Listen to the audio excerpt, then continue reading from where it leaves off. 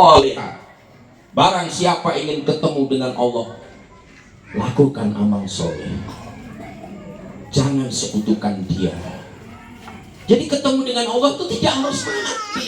Sekarang ini, hari ini, saat ini. Makanya nikmat siratal ladzina an'amta alaihim, nikmat ini sudah pernah diberikan kepada alaihim. Alaihim itu siapa? Siratal ladzina an'amta alaihim. Alaihim itu siapa? Oleh para mufassir. Alaihim yang dimaksud adalah, ini ditafsirkan dengan ayat, Pak. Ayat ditafsirkan dengan ayat itu derajat tafsir yang paling akurat, tinggi, sangat presisi, ketepatannya tidak diragukan. Nanti kalau nggak ada baru ayat ditafsirkan dengan hadis, nggak ada hadis, ayat ditafsirkan dengan ijma ulama. Baru begitu susunannya, Pak. Tapi kalau ada ayat yang menafsirkan, itu yang paling tertinggi derajatnya.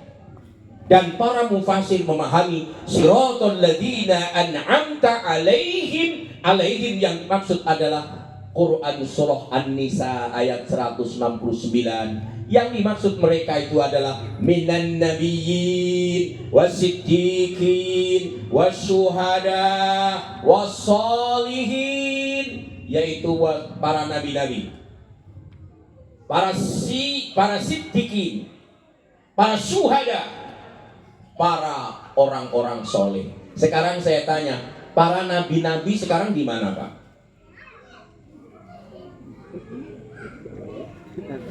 Kok kayaknya susah berpikir. Sekarang para nabi-nabi, para siddiqin, para syuhada, orang-orang soleh di mana sekarang? Mereka sudah meninggalkan dunia. Jadi mereka sudah melewati jalan siratal mustaqim, mendapatkan nikmat, dan sekarang sudah melewati dunia.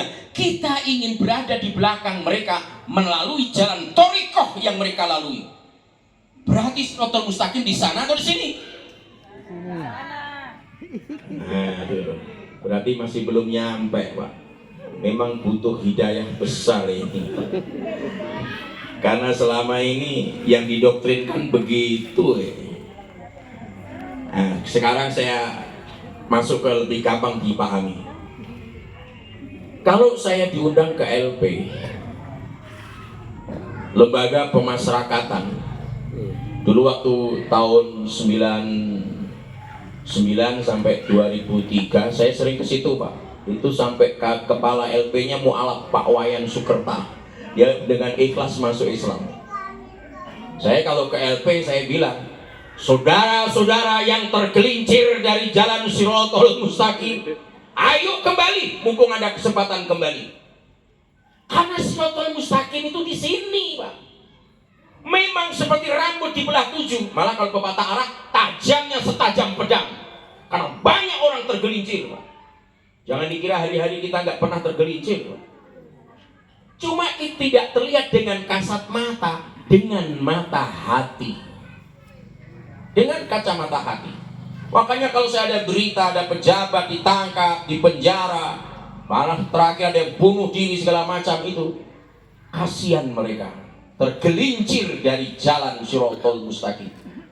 Makanya kita selalu diajak berdoa mengulang-ulang, ihdinas siratal mustaqim siratal ladzina an'amta alaihim ghairil maghdubi alaihim waladdallin. Oh, aminnya lemah. Bapak Ibu sekalian, berarti siratal mustaqim itu di mana? Di sini atau di sana? Di sini. Harus dimulai dari sini, Pak. Karena kalau kita menunggu di sana, ketika kita tidak melewati jalan itu di dunia, memang rumit, Pak. Kata Quran, jalan siratal mustaqim di dunia ini mendaki sukar. Sudah mendaki susah lagi. Makanya ayat mengatakan, wa ma adraka mal aqabah. Tahu tidak kamu apa itu jalan yang mendaki lagi sukar itu? Wa ma adraka mal aqabah. Tahukah kamu apa itu jalan yang mendaki lagi sukar itu? Fakku raqabah, membebaskan budak. Au it'amun fi yaumin li masgobah, memberi makan. Maksudnya membebaskan penderitaan, perbudakan, memberi makan. Itu amal soleh atau amal salah? Makanya kalau mau ketemu dengan Allah, maka temukan di Baitullah yang sesungguhnya. Karena Allah itu lebih dekat dengan kita daripada urat nadi kita. Biar kita pergi, orang itu pergi ke Mekah, kerjanya hanya marah-marah, nggak kenal dengan Allah. Mbak ini tulis bagaimana Tuhan, nggak akan ketemu dengan Allah meskipun di depan Ka'bah. Itu. Jadi ketemu dengan Allah di mana saja. Makanya faman kana yarju liqa'a rabbih falyamal 'amalan shalih. Barang siapa ingin bertemu berjumpa dengan Tuhannya, lakukan amal soleh. Malam ini amal soleh atau amal salah? Berarti kita ketemu Allah saat ini. Tapi jangan dilihat dengan mata ini, Pak. Mata ini rapuh, Pak. Nabi Musa ya gak mampu lihat pakai itu. Apalagi kita yang bukan Nabi. Orang yang melewati jalan Shirathul Mustaqim itu namanya tawaf. Itu namanya inna lillahi wa inna ilaihi raji'un. Kita dari Allah. Almarhum selesai tawaf, kembali ke titik itu lagi. Titik awalnya apa? Dari Allah kembali kepada Allah. Itu yang disebut kembali ke rahmatullah. Karena banyak orang wa inna lillahi, tidak wa inna ilaihi raji'un, Pak. Itulah jalan yang lurus. Itulah tawaf. Itulah inna lillahi wa inna ilaihi raji'un. Makanya mati itu dalam pandangan bahasa tidak ada, Pak. Secara etimologi, kalau kami orang Jawa, kalau mati itu bahasa Makassarnya apa? Mate. Mate nangkanari Jawa itu mangkat. Apa? Mangkat itu apa artinya? Berangkat. Makassar mate kan? Kalau Amuteran? Nah, Amuteran mati juga. Nakanari Makassar, Amuteran. Nakanari Bugis, Lisu Ripamasena Wangi. Cocok ya? Setengah mati saya menghafalnya itu. Kenapa orang yang mati, orang yang meninggal dibahasakan mangkat? Karena dia berangkat, Pak, ke sana lagi. Perjalanan itu masih jauh. Kenapa dikatakan Amuteran? Karena memang bukan dari sini kita itu. Kita itu dari sana. Datang ke sini, kembali ke sana. Makanya ceramah ini kalau mau diingat gampang, Pak. Apa judulnya tadi malam? Dari sana ke sini, dari sini bingung itu namanya. Jadi itu perjalanan kita, Pak. Almarhum ini bukan orang moncong loe lap parah. Ini kalau nggak ditasjid salah itu, Pak. Ini hanya tempat di mana dilahirkan. Aslinya saya, almarhum, bapak-bapak, ibu-ibu itu dari sana. Sana itu mana? Allah. Kalau menunjuk tempat, sana yang dimaksud itu adalah surga. Jadi aslinya saya, bapak-bapak, ibu-ibu, manusia itu aslinya penduduk surga. Aslinya penduduk surga. Ini saya lihat matanya kayaknya ragu-ragu ya. Bener ini penduduk surga? Saya yakin, Pak. Aku yakin. Kenapa? Karena kakek dan nenek saya lama tinggal di surga. Lama tinggal di surga. Namanya Adam dan Hawa. Kalau kakek neneknya bapak ibu siapa? Loh kok sama? Berarti reunian malam ini kita ini. Adam Hawa itu lama tinggal di surga. Ada riwayat 20 kali melahirkan kembar-kembar terus di surga itu. Kenapa harus transit di surga sebelum bertugas di bumi? Karena supaya anak cucunya kalau diceritakan surga tidak dianggap peristiwa fiktif, tidak dianggap peristiwa cerita fiksi. Bukan fiksi, bukan fiktif, nyata, hakul yakin. Dan orang yang bisa tawaf kembali ke sana, tawaf yang benar lewat Siratal Mustaqim, pasti akan berakhir di situ. Itu juga makna inna lillahi wa inna ilaihi raji'un. Dari Allah kembalinya juga kepada Allah Subhanahu wa taala. Yang berhasil pasti akan kembali ke surga. Karena memang asalnya dari situ. Makanya dulu ketika kita ujian tafsir, saya masih ingat dosennya Allahu yarham Profesor Dr. Muin Salim. Beliau punya pengobatan robbani, Pak. Pertanyaannya sederhana, berikan argumentasi mengapa Adam Hawa dikeluarkan dari surga. Yo, kita kan belum tahu, masih mahasiswa, Pak. Karena makan buah khuldi digoda oleh iblis, kita tulis ayatnya, kita tulis hadisnya, satu lembar lengkap. Satu kelas tidak ada yang benar, Pak. Protes kita, Pak. Ini ayat Quran yang cerita, Prof. Ini hadis. Protes begitu kita, Pak. Kenapa? Karena nggak ada yang benar satu kelas. Ternyata bukan karena tidak benar, kita memang salah menempatkan dalil. Itu memang ayat Quran.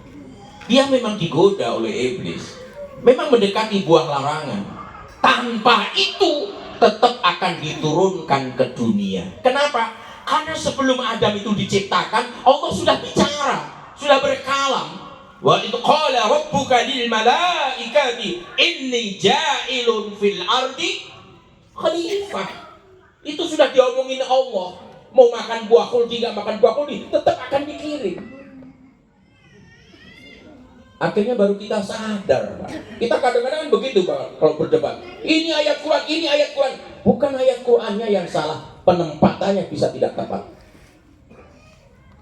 Jadi kakek nenek kita itu bertugas di bumi. Selesai secara estafet dilanjutkan anak cucunya. Dan sekarang dilanjutkan oleh kita, dilanjutkan oleh almarhum. Almarhum selesai tugasnya, ammoteran, pulang.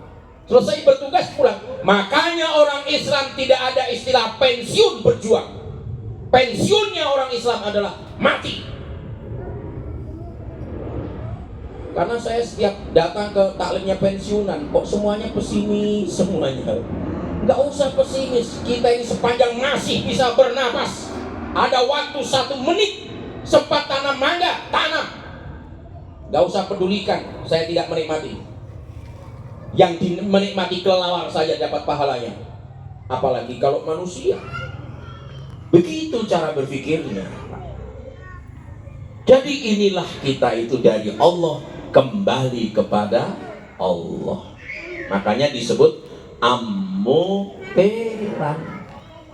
lisu ri. Apa tadi? Lisu ri pamasena puangi.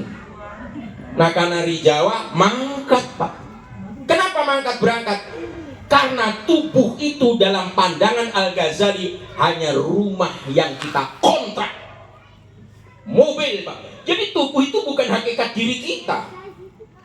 Tubuh itu bukan diri kita.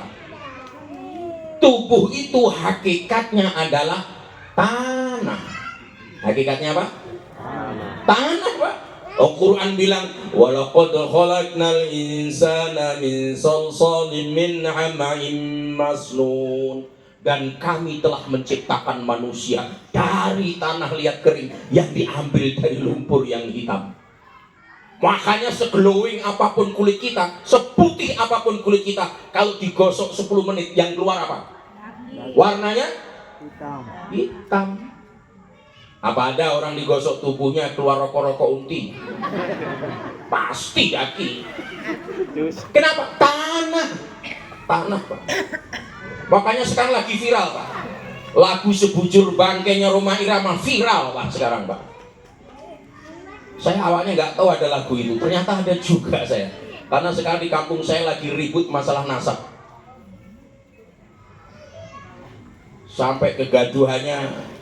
Kebetulan saya punya grup alumni, Pak. Grup alumni, waduh diskusinya tuh seru sekali, Pak. Antar ulama satu dengan yang lainnya, ya kita kan nggak ahli, hanya ngikuti aja, Pak. Baru saya dengar juga ada lagu Sebujur Bangkai, Pak. Jadi kalau diri kita itu pergi, perginya kita itu disebut ammu, lisu, apalagi tadi.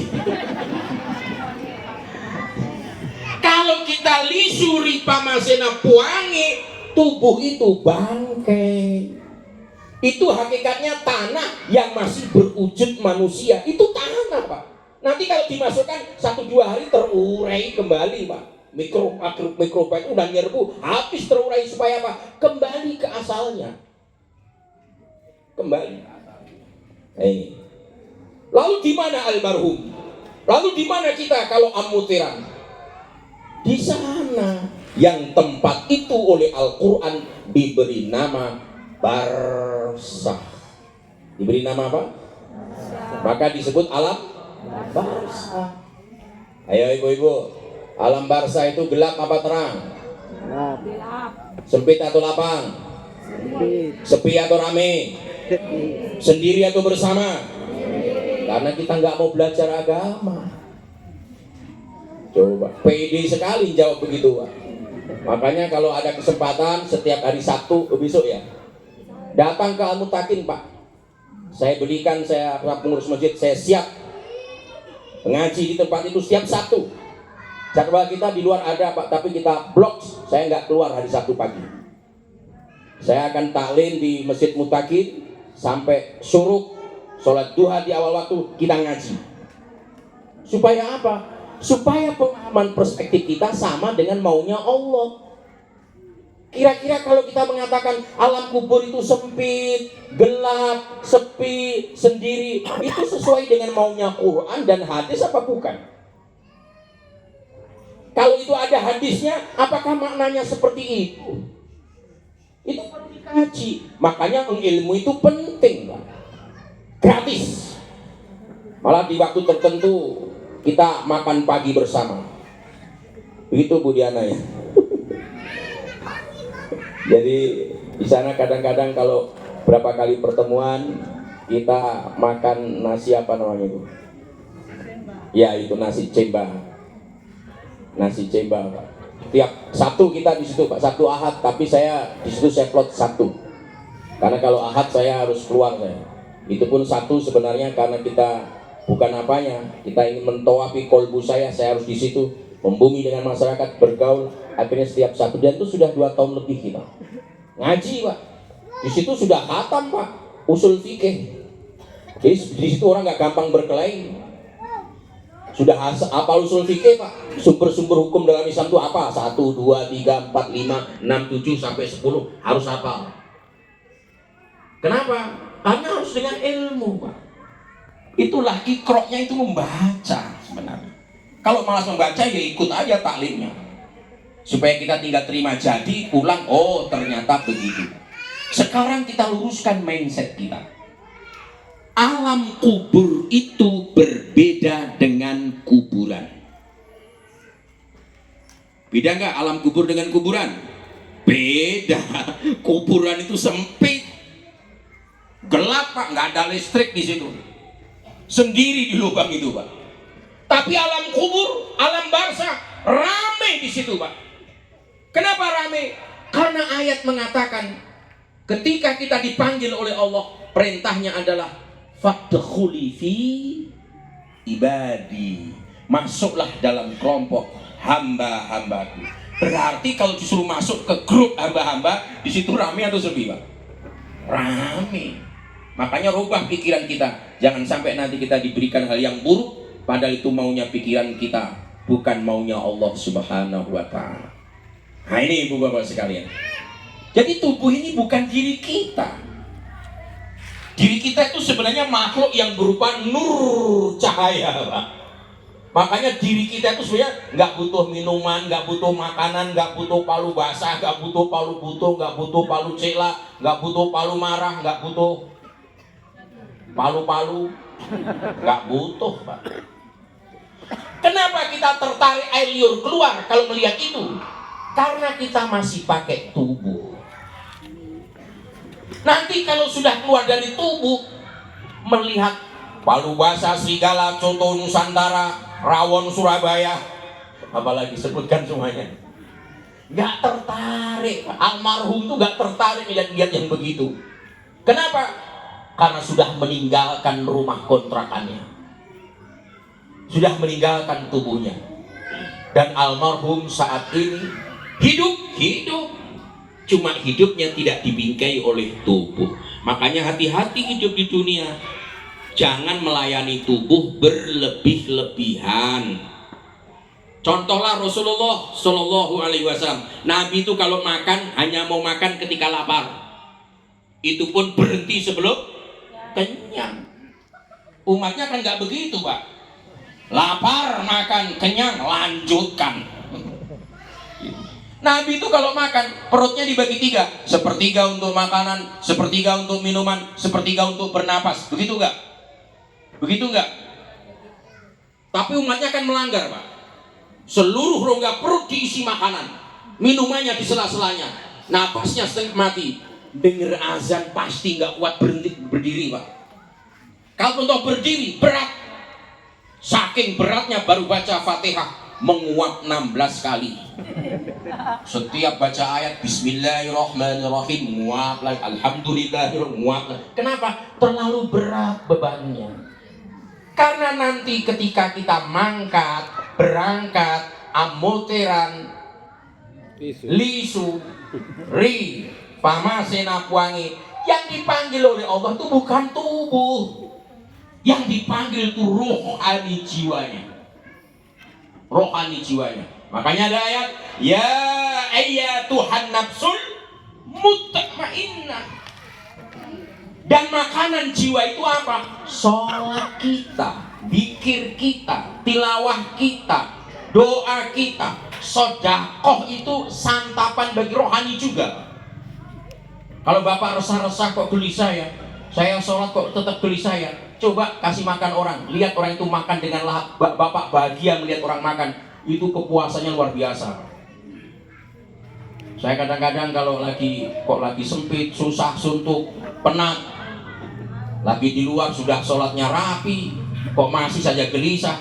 Kadang-kadang saya bawa anak-anak, ayo kita makan di situ, kita makan. Saya lihat mereka makan tuh saya senang, Pak. Dan itu bahagia. Memang itu santapan rohani, Pak. Kadang-kadang anak-anak di kantor makan, melihat mereka makan tuh dengan lahapnya, saya senang, saya bahagia, Pak. Itulah ibu bapak sekalian. Maka dari itu rawat rohani jiwanya, karena yang dipanggil bukan tubuhnya, tapi rohani jiwanya. Yang namanya tubuh itu semakin tua pasti semakin rusak. Semakin rusak atau semakin prima? Tubuh semakin tua semakin rusak atau semakin prima? Semakin rusak. Sekarang saya perhatikan satu persatu, kayaknya banyak yang rusak. Banyak yang rusak. Dulu waktu masih muda makan coto 2 mangkok ketupat 8, 5 menit selesai. Sekarang makan coto 1 sendok daging masuk, Pak. Daging itu nggak bisa masuk-masuk, hanya muter kiri kanan, naik turun kiri kanan. Mau masuk ragu-ragu, muter sekali lagi kiri kanan, naik turun, akhirnya keluar lagi. Kenapa? Sudah nggak kuat. Udah gak mampu kita. Kita ini kalau gak pakai kacamata kadang-kadang udah gak bisa baca. Jalan kita sempoyongan. Kenapa? Yang namanya tubuh semakin tua pasti semakin rusak. Tapi rohani jiwa kita tidak boleh rusak. Supaya apa? Supaya kita kembalinya kepada Allah Subhanahu wa ta'ala. Yang terakhir, saya bersyukur sudah ada yang menguat 3 kali. Ada, Pak. Bukan Bapak tapi sana. pakai jilbab warna. Ayo Bapak Ibu, itu jalan Sirotol Mustaqim kalau digambar garis lurus atau garis yang melingkar. Garis begitulah kalau belum ngaji. Ya pikiran saya dulu begitu ya, itu saya masih ingat yang ngajar Prof. Azhar. Sirotol Mustaqim itu kalau digambar bagaimana? Ya kita bikin titik lurus begitu Pak. Ternyata itu juga salah. Kalau garis lurus titik awal titik akhir nggak ketemu Pak, nggak ketemu. Sirotol Mustaqim itu adalah tawaf itu titik akhir dengan titik awal ketemu. Berarti Sirotol Mustaqim itu adalah digambar garis yang melingkar.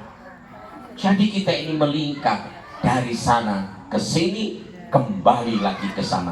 Mudah-mudahan nanti ketemu di surga, reunian di sana, lalu ceramah ini dipertanggungjawabkan, akhirnya berkata, untung Pak Ustadz, ternyata ini Sirotol Mustaqim kita lewati sejak dari dunia ini. Pantas selama ini kita menganggap Sirotol Mustaqim itu di akhirat, padang masuk ke surga, seperti rambut dibelah 7. Bisa nggak orang masuk surga nggak perlu diadili, nggak perlu ditimbang, nggak perlu dihisap, nggak perlu lewat jembatan Sirot? Bisa nggak Pak? Jangan berpikir tidak bisa. Anda tidak akan pernah bisa. Tapi berpikirlah, bisa apa tidak? Itu susah, tapi bisa. Jadi begitu Pak. Jangan terbalik. Itu bisa, tapi susah. Dia akan susah terus. Tapi itu susah, tapi bisa. Kenapa? Banyak orang masuk surga tidak dihisap itu Pak. Banyak. Mereka itu dalam penafsirannya bukan seperti yang dibayangkan orang sedikit, tidak, banyak jumlahnya. Apalagi umat Nabi Muhammad SAW. Orang umat paling akhir, paling bungsu, dihisap paling awal, masuk surganya juga paling awal. Meskipun kalau masuk neraka juga paling. Oh ini mau enaknya saja ini Pak. Surga awal, neraka akhir, ya semuanya harus awal karena kita itu adalah umat yang paling diirikan oleh banyak nabi, utamanya Nabi Musa alaihissalam, seorang nabi, masuk ulul azmi, masuk barisan rasul, tapi berdoa, jadikan aku umat Nabi Muhammad SAW. Tapi gagal, tidak diizinkan. Dan kita tidak minta sekarang ini adalah kita menjadi umat Nabi Muhammad Sallallahu Alaihi Wasallam. Mudah-mudahan ketemu dengan beliau, membersamai beliau, mendapat syafaat dari beliau. Semoga kita nanti bisa reunian di kampung halaman kita, yaitu di jannah, di surga, dalam keadaan Allah ridho kepada kita. Saya kira ini saja yang sempat kami sampaikan pada kesempatan ini. Mudah-mudahan ada manfaatnya. Untuk yang terakhir, kita berikan kado untuk almarhum dengan doa yang kita panjatkan kepada Allah.